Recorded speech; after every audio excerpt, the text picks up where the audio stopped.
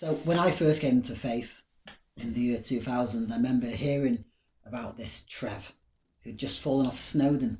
And I just started coming to church thinking, who's this guy that's broken his leg falling off Snowdon? So share a little bit about your time in North Wales, Trev, for us. Well, when we first arrived in North Wales 26 years ago now, when we retired, yes, one of the major things was that I fell off a mountain. How awkward can you get, really?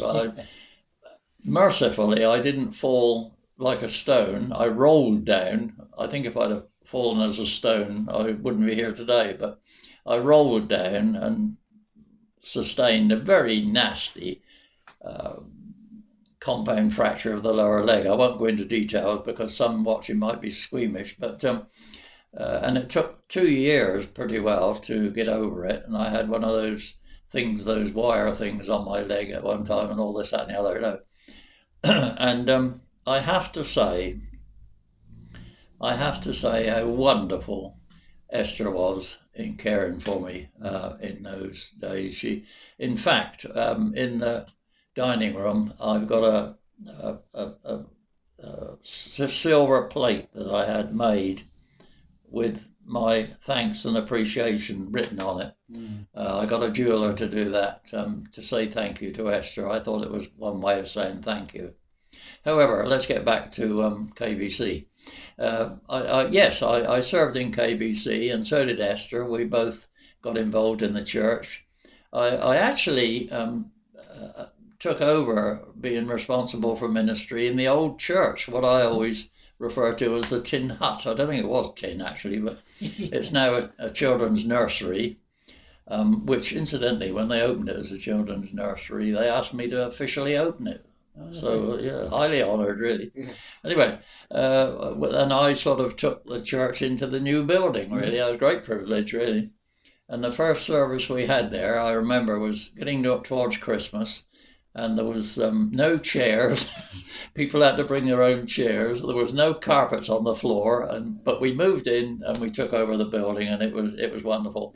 And the church has grown since I occupied the pastor's chair. I always say that I filled a gap.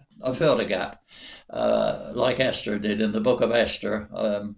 When she, she was in that right place at the right time because the Lord had put her there. And I believe I was there at the right time, because we needed someone younger than me. I was knocking on, you know what I mean? And he wants somebody younger. And we found someone younger, of course. Gwyn came to take over the pastor's chair. And but I enjoyed that. And I enjoyed the time I spent as pastor, and I felt it was a great privilege. And I had a team of 6 of us managing the church at that time. And then we moved on from there. Esther and I, we served in various capacities in the church, and we reached a point where I felt it was right to step down from the eldership and occupy the back benches. I moved to the back benches. And so did Esther, really. So we both occupied the back benches and, supported the church, obviously, and we were there when we could be there. Of late, and I'll say a bit about Esther and her passing in a minute, perhaps, but of late we decided that we really didn't ought to be driving in the dark, so we have not been, out to evening meetings so much now.